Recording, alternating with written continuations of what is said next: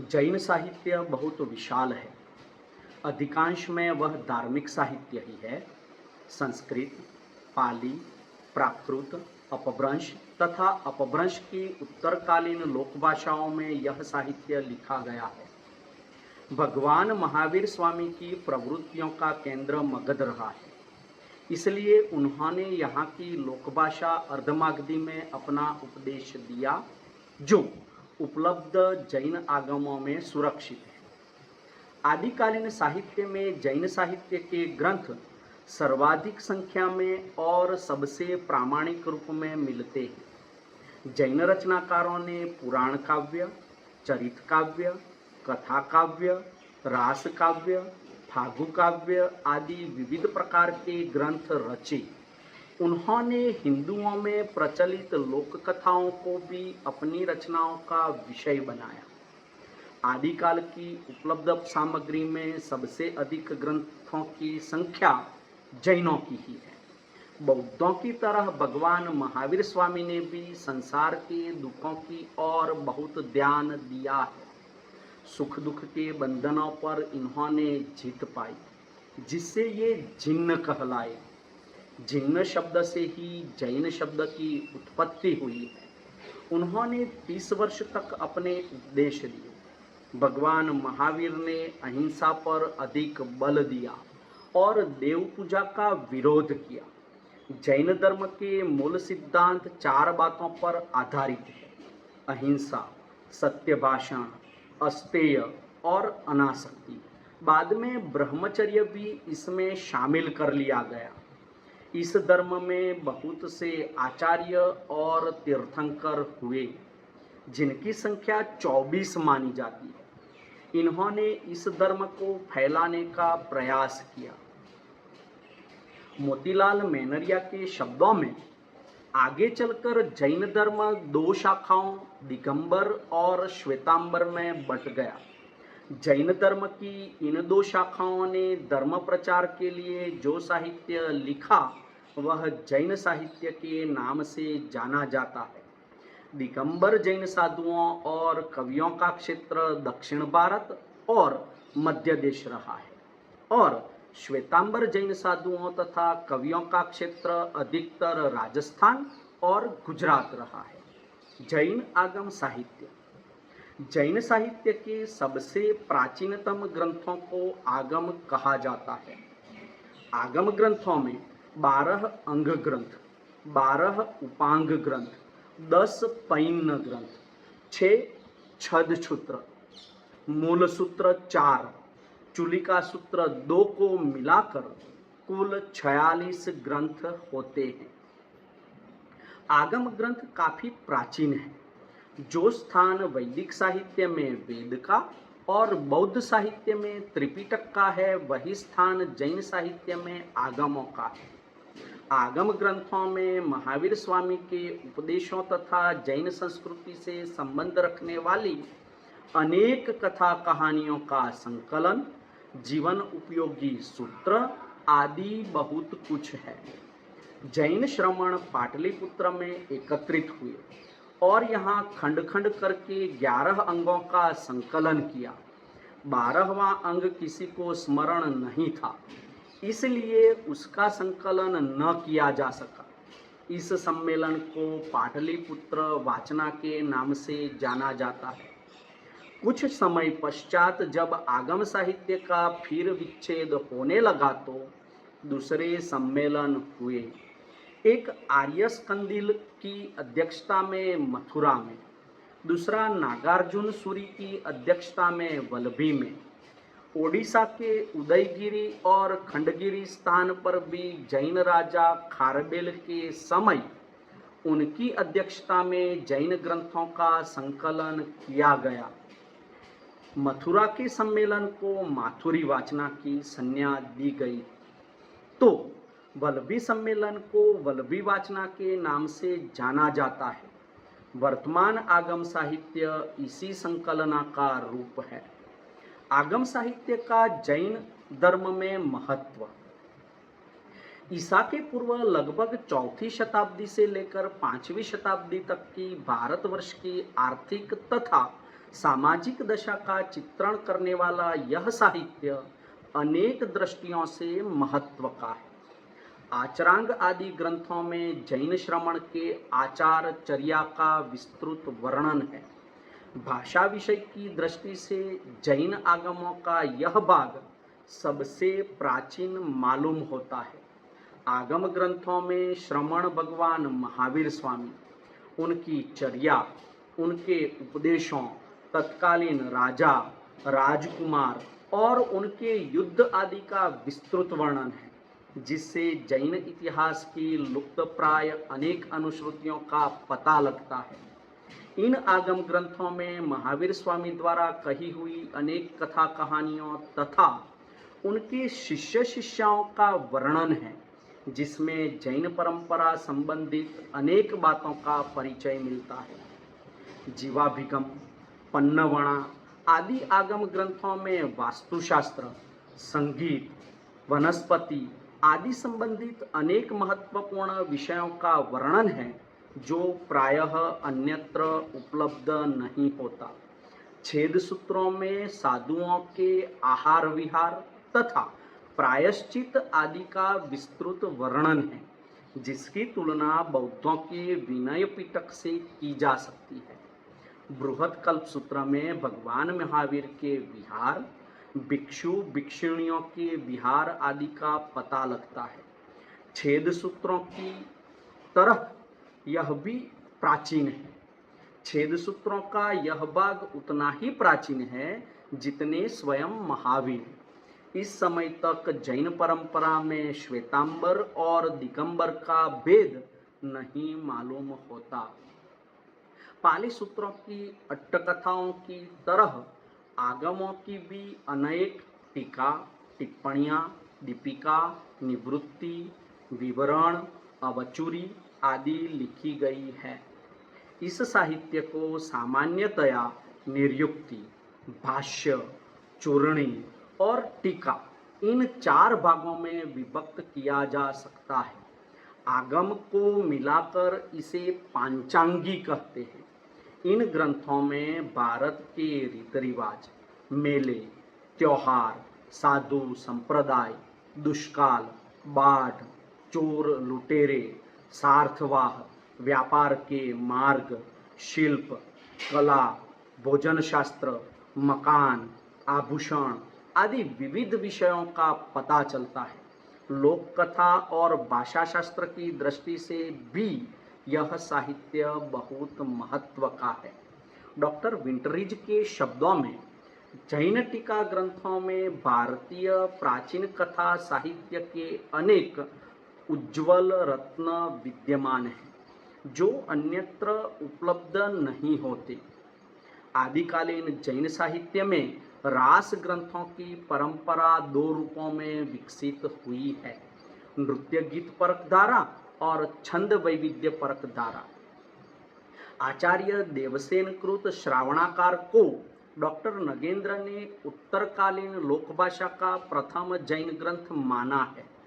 महत्वपूर्ण रास ग्रंथों में भरतेश्वर बाहुबली रास, जीवदया रास, बुद्धि रास, उपदेश रसायन, चंदनबाला रास, रेवंतगिरी रासु, सप्तक्षेत्री रासु, कच्छूली रास आदि आते हैं। इस समय के जैन मुनियों द्वारा लिखित जैन साहित्य धार्मिक दृष्टि से ही नहीं, सामाजिक और भाषा वैज्ञानिक दृष्टि से भी बड़ा महत्व रखता है। महावीर स्वामी का जैन धर्म हिंदू धर्म के अधिक समीप है। जैनों के यहाँ भी परमात्मा है, परंतु वह सृष्टि का नियामक न होकर चित्त और आनंद का स्रोत है। उसका संसार से कोई संबंध नहीं। प्रत्येक मनुष्य अपनी साधना और पौरुष से परमात्मा बन सकता है। उसे परमात्मा से मिलने की कोई आवश्यकता नहीं। अहिंसा, करुणा, दया और त्याग का जीवन में महत्वपूर्ण स्थान बताया। त्याग इंद्रियों के अनुशासन में नहीं, कष्ट सहने में है। उन्होंने उपवास तथा व्रतादि कर्म पर आधारित साधना पर अधिक बल दिया और कर्मकांड की जटिलता को हटाकर ब्राह्मण तथा शूद्र दोनों को मुक्ति का समान भागी ठहराया। जैन कवियों ने जनसामान्य तक सदाचार के सिद्धांतों को पहुंचाने के लिए चरित काव्य, कथात्मक काव्य, रास ग्रंथ, फागु, उपदेश प्रदान आध्यात्मिक ग्रंथों की रचना की।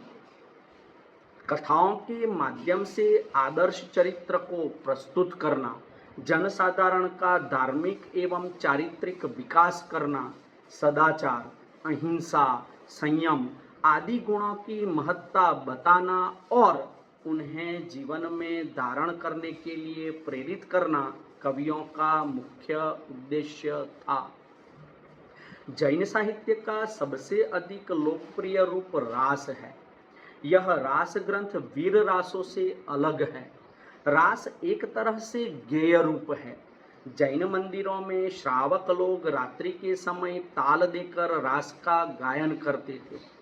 इस रास में जैन तीर्थंकरों के जीवनचरित, वैष्णव अवतारों की कथाएं तथा जैन आदर्शों का प्रतिपादन हुआ करता था। आगे चलकर रास काव्य एक ऐसे काव्य के रूप में निश्चित हो गया जो गेय हो।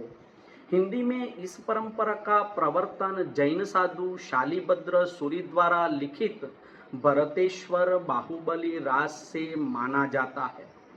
जैन कवियों ने रामायण और महाभारत के कथानकों और कथानायकों को अपने विश्वास और मान्यताओं के सांचे में डालकर प्रस्तुत किया है। इन्होंने पौराणिक पुरुषों के अतिरिक्त अपने संप्रदाय के पुरुषों के जीवन को भी काव्यबद्ध किया है। इसके साथ साथ प्रचलित लोक कथाओं को भी काव्यात्मक प्रश्रय दिया। मुनि राम सिंह और योगिंदु आदि कवियों ने रहस्यात्मक काव्यों की भी रचना की। जैन साहित्य की रचना करने वाले 3 प्रसिद्ध कवि हैं, जिनमें स्वयंभू, पुष्पदंत और धनपाल आते हैं।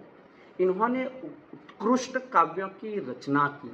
इसके अतिरिक्त देवसेन, जिनदत्त सूरि, हेमचंद्र, हरिभद्र सूरि, सोमप्रभु सूरि, असरा कवि, जीन धर्म सूरि, विपिन चंद्र सूरि आदि इस संप्रदाय के प्रख्यात रचनाकार माने जाते हैं। महाकवि स्वयंभू अपभ्रंश के सर्वश्रेष्ठ कवि हैं। इनका समय 8वीं सदी माना जाता है। इनके द्वारा रचित 4 कृतियां मानी जाती है। इनकी कृति का आधार स्तंभ पद्मचरित है। इसमें राम कथा है। इस ग्रंथ के कारण स्वयंभू को अपभ्रंश का वाल्मीकि कहा जाता है। कवि ने राम कथा का अंत शांत रस से किया है तथा राम, सीता, जनक आदि सभी पात्रों को जैन धर्म की दीक्षा देते हुए दिखाया है। जैन साहित्य की कई विशेषताएं हैं। जैन कवियों की रचनाओं में धर्म और साहित्य का मणिकांचन योग दिखाई देता है। इस उपदेश प्रदान साहित्य में भारतीय जनजीवन के सामाजिक और सांस्कृतिक पक्ष के दर्शन होते हैं। उपदेशात्मकता जैन साहित्य की मुख्य प्रवृत्ति है, जिसके मूल में जैन धर्म के प्रति दृढ़ आस्था और उसका प्रचार है। इसके लिए जैन कवियों ने दैनिक जीवन की प्रभावोत्पादक घटनाएं, अध्यात्म के पोषक तत्व, चरित नायकों, शलाका पुरुषों, आदर्श श्रावकों, तपस्वियों तथा पात्रों के जीवन का वर्णन किया है। जैन साहित्य धार्मिक साहित्य होने के बावजूद सामाजिक, धार्मिक, ऐतिहासिक विषयों के साथ ही लोक आख्यान की कई कथाओं को अपनाता है। रामायण, महाभारत संबंधी कथाओं को भी जैन कवियों ने अत्यधिक दक्षता के साथ अपनाया है। जैन कवि राजाश्रित नहीं थे, अतः राजाश्रय के दबाव और दरबारी अतिरंजना से इनकी रचनाएं मुक्त है। यही कारण है कि इनकी रचनाओं में तत्कालीन स्थितियों का यथार्थ अंकन हुआ है। आदिकालीन आचार विचार, समाज, धर्म, राजनीति आदि की सही स्थितियों को जानने के लिए ये रचनाएं पर्याप्त रूप में सहायक सिद्ध होती है। जैन कवियों ने चारित्रिक अथवा मन की शुद्धता को हर व्यक्ति के लिए आवश्यक माना है। धन संपत्ति की क्षीणता, विषयों की निंदा, मानव देह की नश्वरता, संसार के संबंधों का मिथ्यापन आदि का वर्णन करते हुए इन कवियों ने शुद्ध आत्मा पर बल दिया है। आत्मानुभव को जैन कवियों ने चरम प्राप्तव्य कहा है। आत्मा परमात्मा एक ही है। जैन कवियों ने भोग से त्याग की, शास्त्र ज्ञान से आत्मज्ञान की और कर्मकांड से आत्मानुभूति की श्रेष्ठता सिद्ध की है। जैन कवियों की कुछ रचनाएं रहस्यवादी विचार भावना से ओतप्रोत है। काव्य रूपों के क्षेत्र में जैन साहित्य विविध रूपों से संपन्न है। इसमें रास, फागु, छप्पय, चतुष्पदिका, प्रबंध, गाथा, जन्मरी, गुरवावली, गीत, स्तुति, महात्मय, उत्साह आदि प्रकार पाए जाते हैं। जैन साहित्य में करुण, वीर, श्रृंगार, शांत आदि सभी रसों का सफल निर्वाह हुआ है, किंतु सभी कृतियों के अंत में शांत या निर्वेद सभी रसों पर हावी हो जाता है। जैन साहित्य में प्रेम के 5 रूप मिलते हैं: विवाह के लिए प्रेम, विवाह के बाद का प्रेम, असामाजिक प्रेम, रोमांटिक प्रेम और विषम प्रेम। जैन कवियों की रचनाएं शैली, स्वरूप और लक्ष्य की दृष्टि से गीत काव्य के अधिक निकट है। जैन कवियों द्वारा प्रयुक्त छंदों में लय और गेयता का ध्यान रखा गया है। जैन साहित्य में अर्थालंकार और शब्दालंकार दोनों पर्याप्त रूप में प्रयुक्त हुए हैं। जैन काव्य छंद की दृष्टि से समृद्ध है।